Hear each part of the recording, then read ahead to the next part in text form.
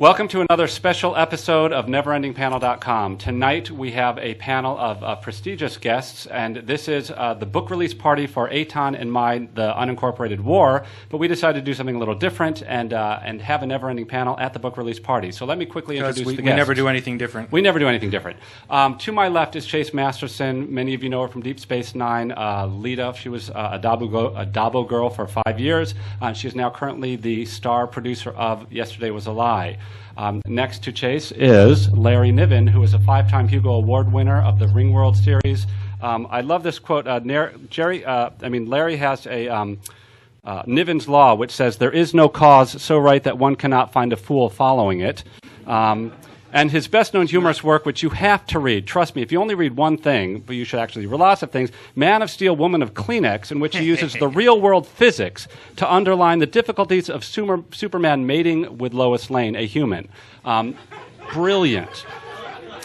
That was funny as hell. It's funny as hell. Next to Larry is Dr. Jerry Pournelle, New York Times best-selling author of Footfall and Lucifer's Hammer with Larry Niven. He's the author of 13 nonfiction works, winner of the John W. Campbell Award for Best New Writer in '73, the Prometheus Award, the Heinlein Award.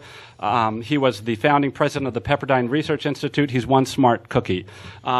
Next to Dr. Jerry Pournelle, even though he wouldn't want to be called Cookie, so we'll just cut that out, don't worry, is Cody Goodfellow, Editing. a very sharp and funny guy, also a young author like ourselves, and I like his hair because it's gray like mine.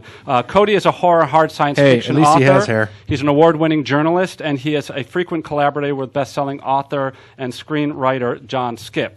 Next to Cody is, of course, my brother Eitan, and my goodness, the panel is over. Okay, so the topic tonight is, are book release parties or premiere events just for the artist's ego, or do they really affect the bottom line? I'm opening it up to the panel because my ego is certainly feeling good tonight, but do they really affect the bottom line? Anybody can take a shot at that, except Cody. No, go ahead, Cody. Yeah, I've had all kinds of experiences with these. I'm having flashbacks right now because I used to work at a Barnes & Noble. My first book signing event was at the Barnes & Noble that I had, up until that point, worked at for 6 years. So you must not underestimate the value of petty revenge. I was sitting next to the kids section there, too, and that's what got me into so much trouble. But I think that, assuming I'm probably not going to be able to wrest a mic away over the next 8 minutes, yeah, they're wonderful if you don't look at it as catering towards just you.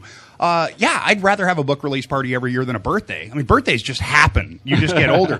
When you finished a book, you were kidnapped and held hostage in a foreign land of your own imagination. You've somehow tunneled your way back out. Yeah, you deserve a party. Well, I'm not arguing the fact that one deserves a party. Sure. But what I'm asking is, does it actually really help your career in any way? I mean, ego-wise, yeah, it's phenomenal, but does what this I was going to help? say is that if it is just about you, if it's, hey, look, some educated fella's going to show off his book learning, get all the kids into the jalopy, we're going to town tonight. You know, if it's just about you, but all the best events that I've ever been to have been ones where, like this excellent and well-conceived event, do make it about more than just, hey, one guy just wrote a book, and make it more of an event and more of a thing that reinforces community, advances ideas, and engages people and makes the whole idea of writing come to life. And writers work best when they bounce off each other. Okay, but Cody, I think you really need to say something because you've been quiet till now. Right. I'm done. Well, look. Yeah. If this is a well-conceived and well-executed event, as such go. Even so, if you think this is a great way of selling books directly, look around you. How many are you? And what if only half of you buy a book? All of you buy 12. Here's what else is going on. There are the people. There are the people who are running this bookstore, and they have noticed the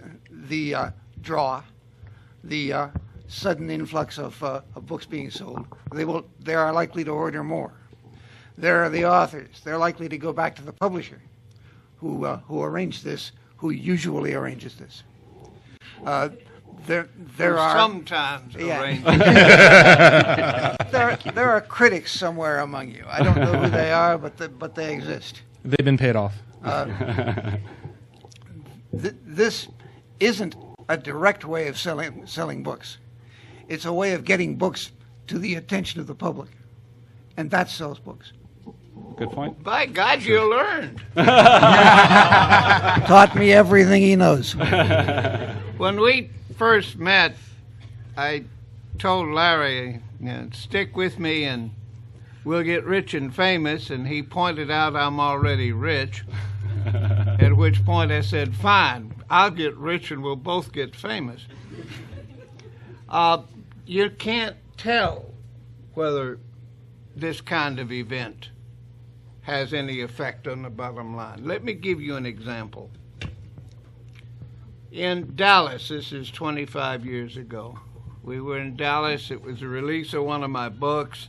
I was being driven around to various bookstores and coffee pot radio stations and afternoon talk shows by the local distributor.